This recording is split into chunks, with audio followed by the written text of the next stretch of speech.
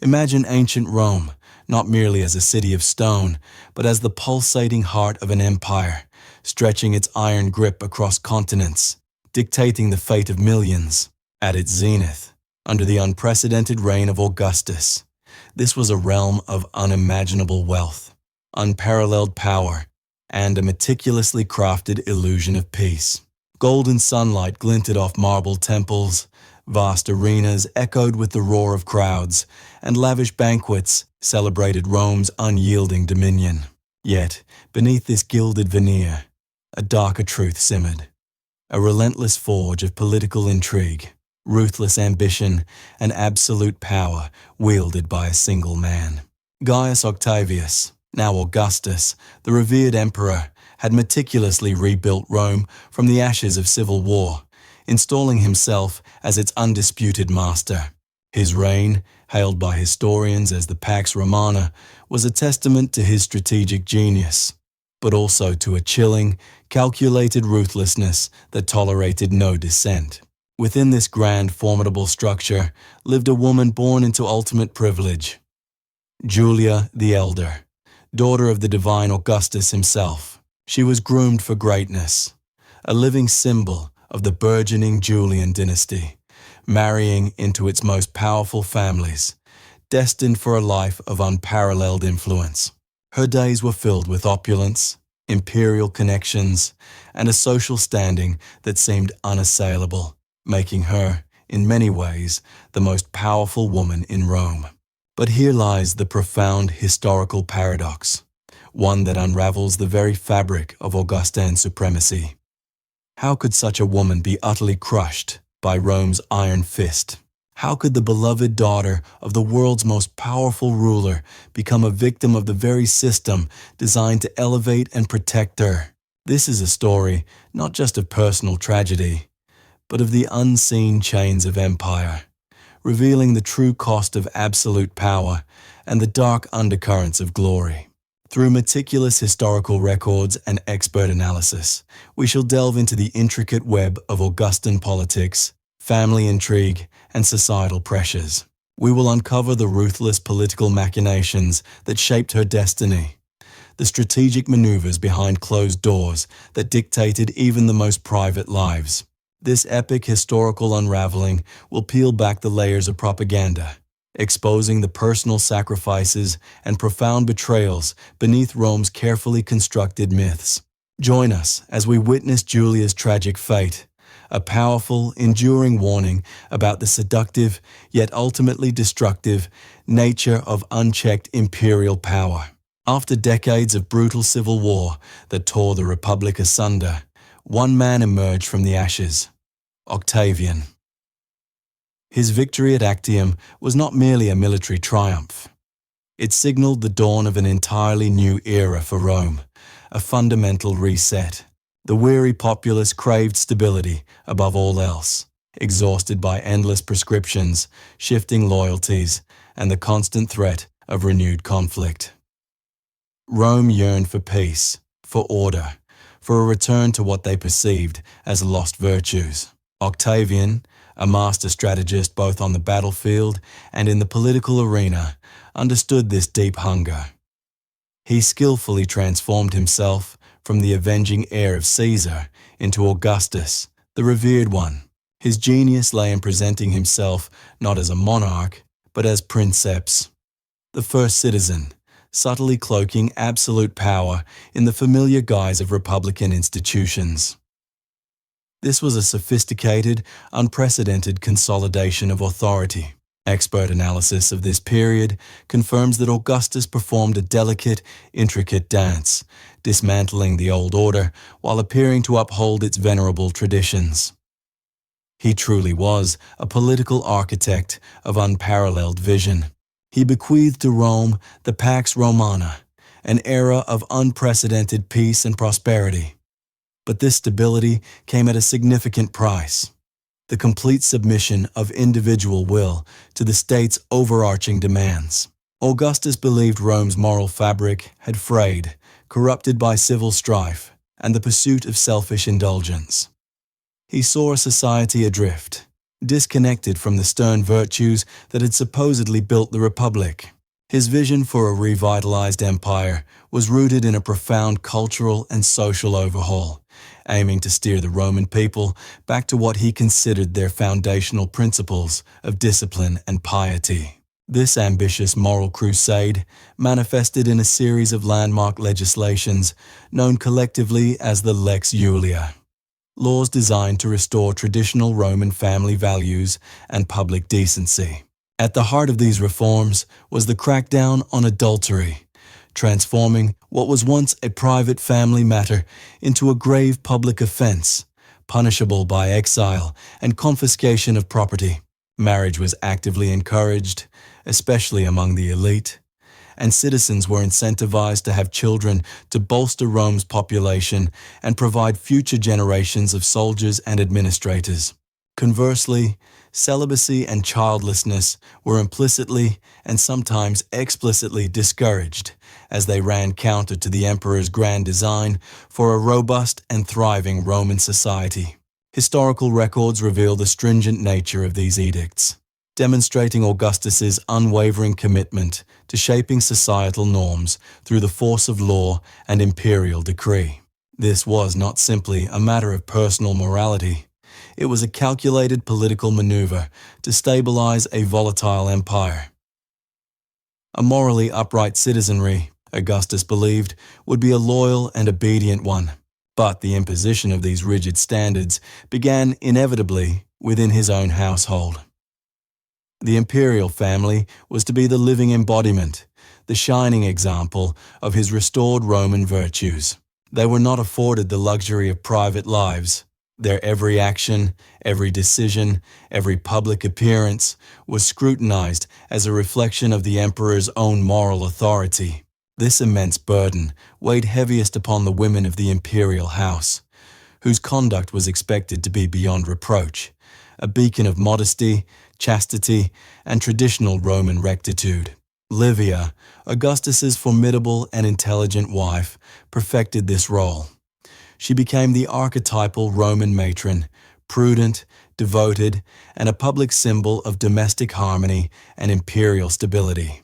But for the emperor's only biological child, Julia the Elder, the expectations were even more immense. The pressure suffocating, the very air she breathed thick with dynastic obligation.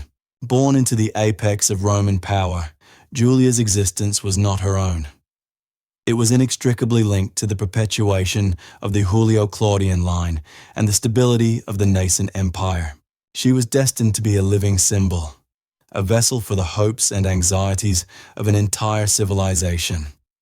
Her life meticulously planned to serve the imperial agenda. Her marriages were not matters of affection or personal choice.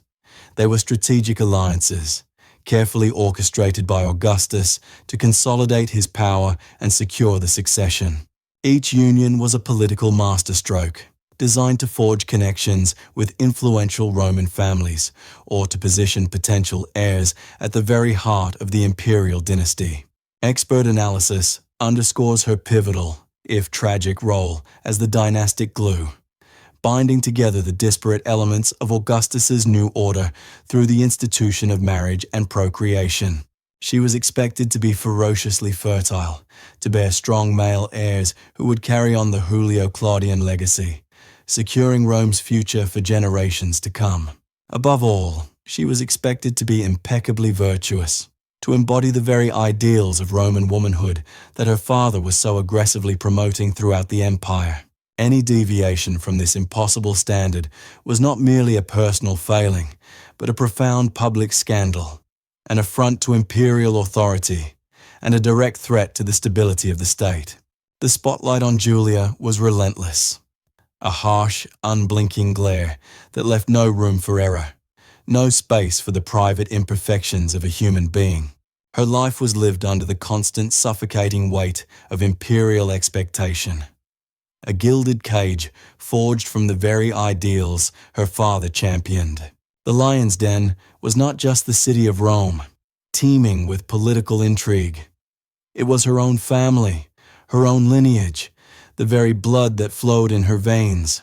A family unit, however exalted, that had been meticulously crafted by Augustus's iron will.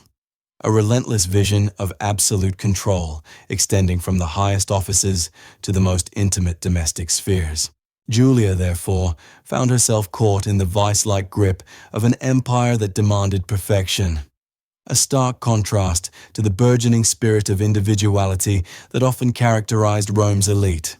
Her destiny was to be the exemplar, the perfect imperial daughter, and any perceived failure would reverberate through the very foundations of Augustus's painstakingly constructed New World Order. This was the treacherous landscape into which Julia was born, and within which she was expected to navigate a life devoid of personal freedom, governed by the unyielding demands of an emperor. The weight of an entire empire rested on the slender shoulders of its most prominent woman, tasked with embodying the very essence of virtue for a war-weary populace. Her private decisions, her innermost desires, were thus not her own, but fodder for public scrutiny, political manipulation, and the ruthless calculus of dynastic power. This relentless pressure, this constant expectation of flawless conduct, would ultimately define her fate, setting the stage for a dramatic clash between imperial decree and human nature. The stage was set, the players in place, and the rules of Augustus's dark empire were clear, immutable, and unforgiving for those within the imperial spotlight. Julia, the emperor's daughter, was now poised on the precipice of a life that would challenge every one of those rigid, unwavering, and ultimately crushing expectations. Her story is a testament to the unforgiving nature of power, a poignant echo from the annals of an ancient world where destiny was rarely a matter of personal choice. We delve into Julia's life, not as a moral judgment, but as a critical examination of the societal forces and imperial pressures that shaped her tragic legacy. This was the burden of the imperial family, a grand and terrible responsibility. And for Julia, it meant living a life under the iron fist of Augustus's absolute rule. Born into the unprecedented power of the nascent Roman Empire, Julia the Elder was destined for a life unlike any other woman in antiquity. Her very existence was a strategic asset, a living embodiment of Augustus's towering ambition and his vision for dynastic continuity. From her earliest years, Julia was not merely a child. She was a meticulously sculpted piece of imperial architecture.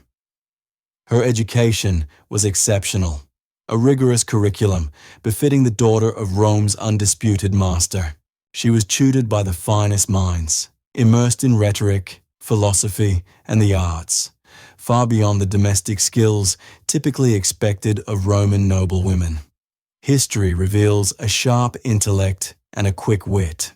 Julia possessed a vibrant, vivacious personality that often radiated a brilliance contrasting starkly with her father's austere, almost puritanical demeanor. She was full of life, keenly observant, and naturally charismatic. Yet, this spirited nature blossomed under the shadow of Augustus's sweeping moral reforms, a new era he meticulously engineered to restore traditional Roman values after generations of civil strife. Julia understood her unique value, a princess in all but title, her hand a political prize of immense significance. Her personal desires, it seemed, would always be subservient to the empire's grand design. Her first strategic marriage, a mere girl of 14, was to her cousin, Marcus Claudius Marcellus. He was Augustus's beloved nephew and a favored heir, a union intended to consolidate the Julio-Claudian bloodline. This alliance was celebrated with great pomp, designed to project an image of familial unity and a secure future for Rome. Marcellus himself was a young man of considerable promise and popularity, but fate intervened cruelly. Barely 2 years into their marriage, Marcellus fell gravely ill and died, casting a pall over Augustus's dynastic plans and leaving Julia a child widow. Augustus, ever the pragmatist, allowed little time for extended mourning. The needs of the state superseded personal grief, demanding swift and decisive action to secure the imperial succession. The empire required a new anchor, a formidable figure to stand alongside its architect. Augustus, with cold strategic calculation, chose his most trusted and capable general. Enter Marcus Vipsanius Agrippa, the indomitable hero of Actium, the brilliant military commander and administrative genius who had been Augustus's loyal right hand for decades. Agrippa was stern, unyielding, and absolutely devoted to Augustus and Rome. His marriage to Julia was a union forged not in affection, but in the unyielding crucible of political necessity. For Julia, it was a move that solidified her position at the very heart of Roman power, aligning her with the empire's most formidable warrior. Their union was productive in the most imperial sense. Over the next decade, Julia bore Agrippa 5 children: Gaius, Lucius, Agrippina the elder, Julia the younger, and Agrippa Postumus. These children were the future, the very embodiment of the Julio-Claudian dynasty's hopes. These births were not just family events. They were meticulously planned strategic victories, each child a fresh claim to the imperial succession, securing Augustus's legacy for generations to come. Julia's stature grew significantly through her offspring, elevating her to the revered position of the mother of Rome's probable future emperors, giving her a subtle but undeniable influence. Agrippa's unexpected death in 12 BC was a devastating blow, a seismic shock to Augustus's carefully constructed dynastic framework, leaving the emperor bereft of his most reliable pillar of support.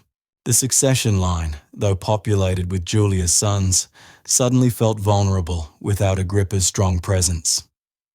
Augustus faced another critical juncture, another strategic recalibration. Once again, Julia became the linchpin of imperial destiny. Augustus's gaze now fell upon Tiberius Claudius Nero, his stepson, the son of his formidable wife, Livia.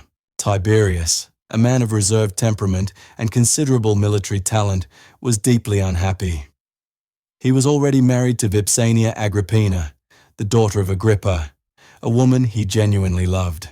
The forced divorce of Tiberius from Vipsania was an act of brutal imperial expediency, a wrenching separation that deeply scarred Tiberius and fueled a lasting resentment towards Julia. This new marriage, dictated by power, was a disaster from its inception. Julia's spirited, outgoing nature clashed irreconcilably with Tiberius's austere, withdrawn personality. Their union lacked warmth, producing no children, and was instead marked by a palpable coldness, a profound mutual dislike that poisoned the atmosphere of the imperial household. Julia, chafing under the constraints of a loveless, politically driven marriage and the ever-present shadow of her father's moral dictates, began to seek solace and expression elsewhere. She cultivated a sophisticated social circle, engaging in philosophical discussions, witty banter, and a lifestyle that, while perhaps not scandalous by ordinary Roman standards, defied Augustus's new austerity. Her increasing independence, her refusal to conform entirely to the rigid role Augustus envisioned for her, became a subtle form of resistance, a quiet rebellion against the iron fist of empire. These seemingly personal choices were, in fact, laying the groundwork for a dramatic confrontation, planting the seeds of the conflict that would ultimately define her tragic fate. Augustus watched, his concern mounting. His daughter, his legacy, his carefully crafted moral order, all were potentially threatened by Julia's irrepressible spirit. The stage was now meticulously set for a clash between personal freedom and imperial duty, between the vibrant daughter and the unyielding father, an empire's very soul hanging in the balance. The serene facade of imperial Rome, carefully crafted by Augustus, began to crack beneath an insidious current of whispers, subtle yet profoundly menacing. These were not mere idle rumors, but calculated darts aimed at the very heart of the imperial family itself. at Princess Julia, Augustus's beloved daughter. Augustus, the formidable architect of Rome's new moral order, had sternly legislated against public immorality, demanding piety and unwavering chastity from all citizens. Yet, his own daughter Julia seemed a living defiance of these very edicts, embracing a vibrant, sometimes unrestrained, social life within Rome's elite circles. Her spirited nature and intellectual circles stood in stark contrast to the austere image Augustus meticulously sought to project for the newly stabilized Roman world. This glaring dissonance became fertile ground for political adversaries and even ambitious allies, eager to exploit any perceived weakness within the imperial household. The accusations, when they finally erupted, were not singular. They came as a torrent. Repeated adultery, scandalous public behavior, and even the grave charge of treason. Historical records suggest these alleged transgressions were more than just personal failings. They were strategically framed as direct challenges to the Augustan regime. Rome's rigid social code viewed female chastity as paramount, particularly within the hallowed, often unforgiving, halls of the imperial household. For Julia, a woman of immense influence and prestige by virtue of her lineage, every alleged liaison carried monumental and deeply dangerous political weight. The most damning charges involved prominent senators and equestrians, figures such as Aulus Antonius, the last surviving son of Augustus's great rival, Mark Antony. His alleged involvement transformed Julia's romantic life from a personal scandal into a potential dynastic conspiracy, threatening the very stability of the empire. Was it genuine treason, a subversive plot to overthrow Augustus, or merely a convenient political narrative crafted by the emperor's shrewd agents? Expert analysis leans heavily towards the latter, suggesting a brilliant, albeit undeniably brutal, display of imperial political machination. Aulus Antonius, a living reminder of the vanquished triumvir, always posed a lingering symbolic threat to Augustus's carefully consolidated sole rule.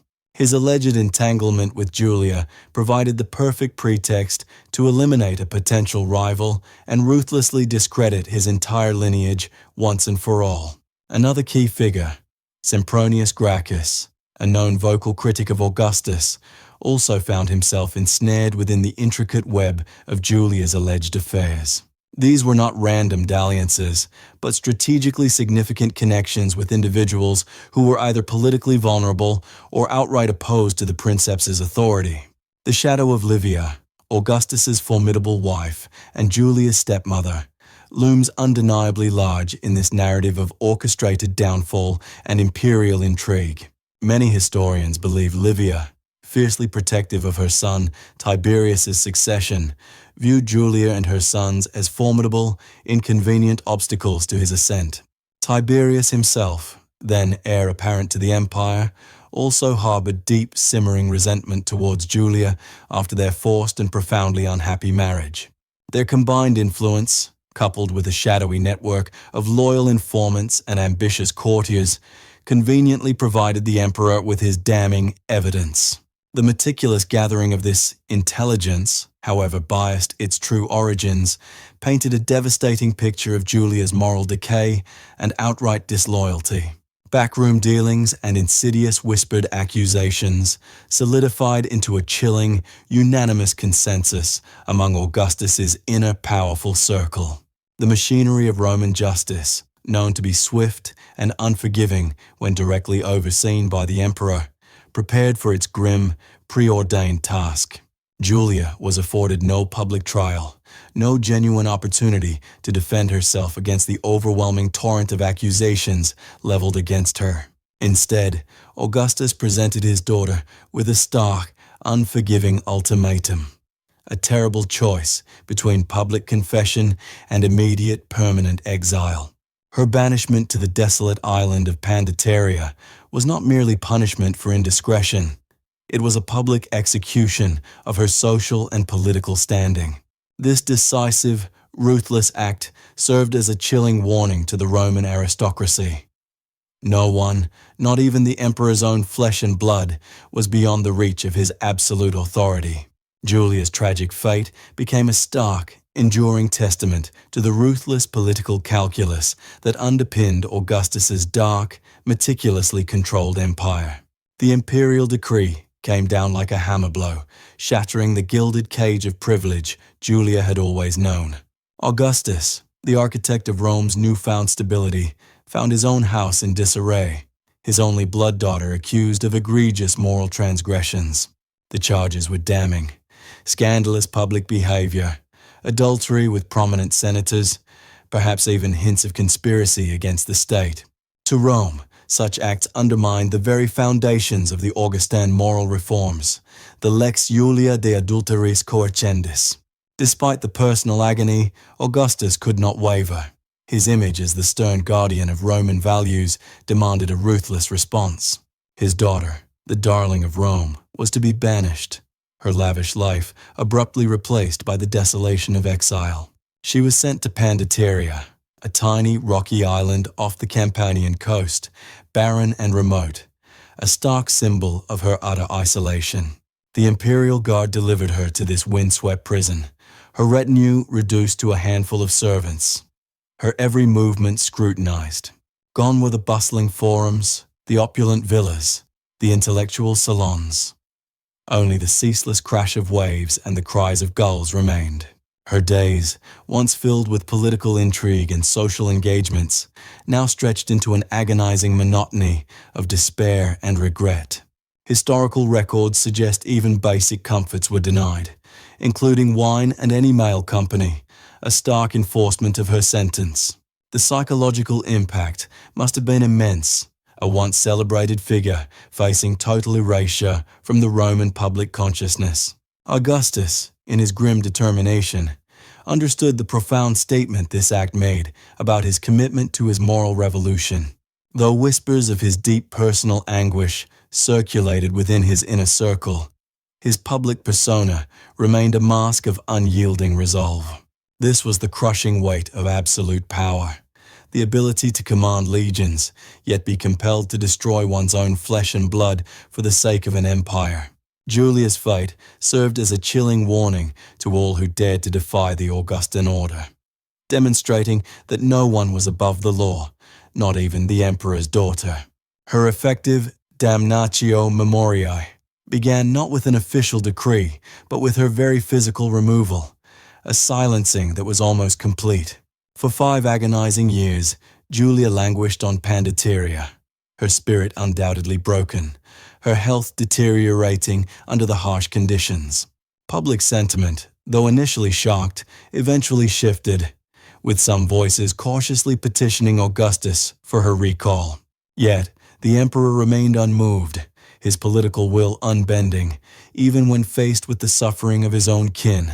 Expert analysis reveals this unwavering stance was critical for maintaining the carefully cultivated image of an incorruptible leadership. Later, a slight reprieve. Julia was transferred to Rhegium on the mainland, allowing for slightly better conditions, though still under strict surveillance.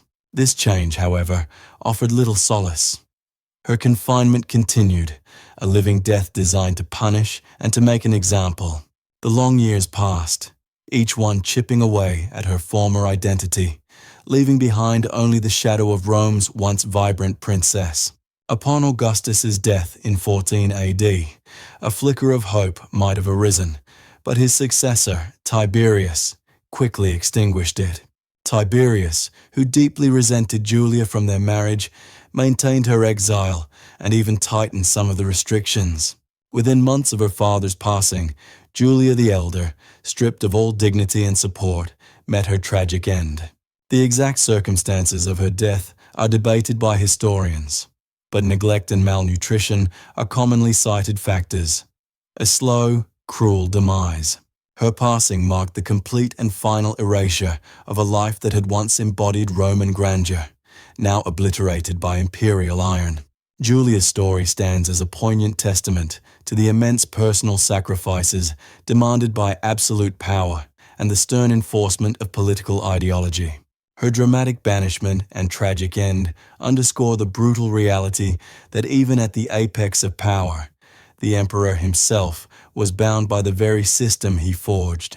The consequences of Julia the Elder's exile rippled through the very foundations of the Roman Empire, a seismic shock echoing far beyond her desolate island prison. It was more than a personal tragedy. It was a carefully orchestrated political maneuver. Augustus, the architect of this new world, had made an undeniable statement. His daughter's downfall served as a brutal, visceral warning to any who dared challenge his moral authority or imperial decree.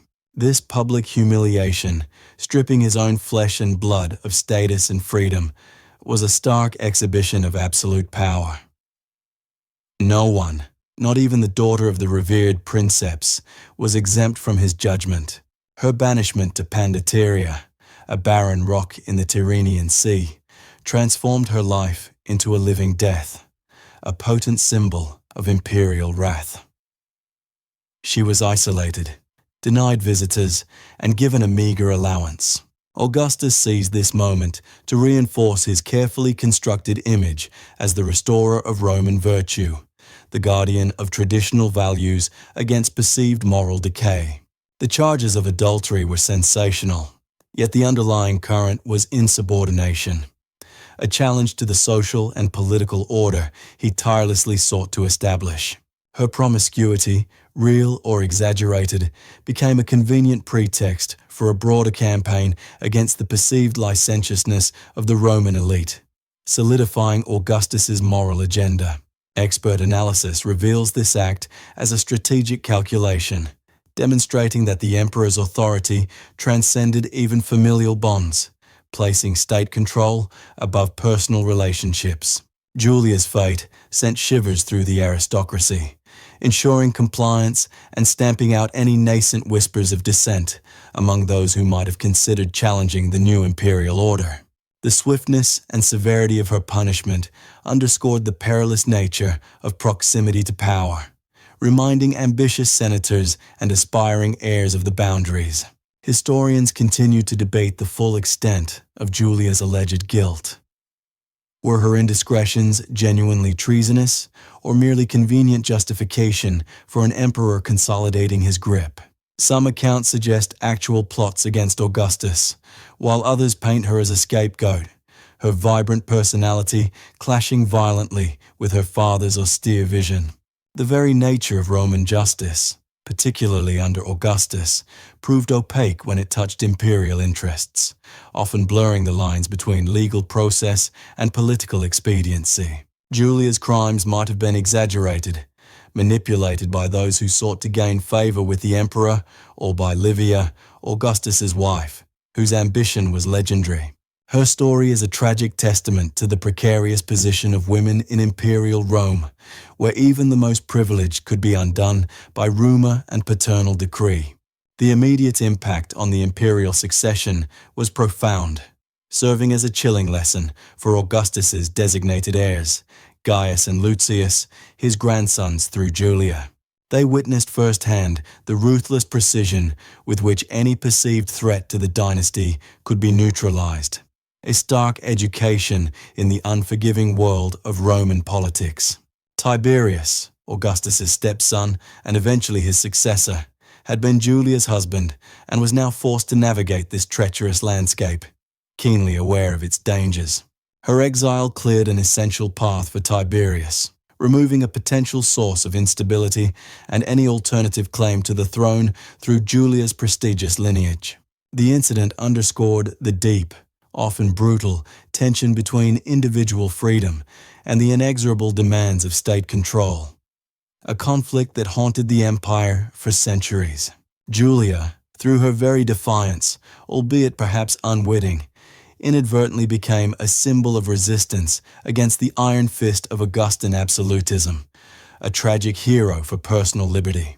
Her story continues to resonate, revealing the human cost of political ambition and the constant struggle for power beneath the gilded veneer of imperial grandeur. The echoes of her punishment warned all future generations of Roman nobility. challenged the princeps, and even the most ancient bloodlines would offer no sanctuary. This precedent fundamentally shaped the conduct of subsequent Julio-Claudian emperors, demonstrating the ultimate weapon in their arsenal against perceived disloyalty or moral deviation. The Julian clan's prestige, while outwardly maintained, bore an invisible scar, a silent reminder of the emperor's absolute power over even his most cherished family members. Her fate profoundly influenced how succession disputes would be handled, emphasizing the primacy of order and the severe consequences for any deviation from the emperor's chosen path.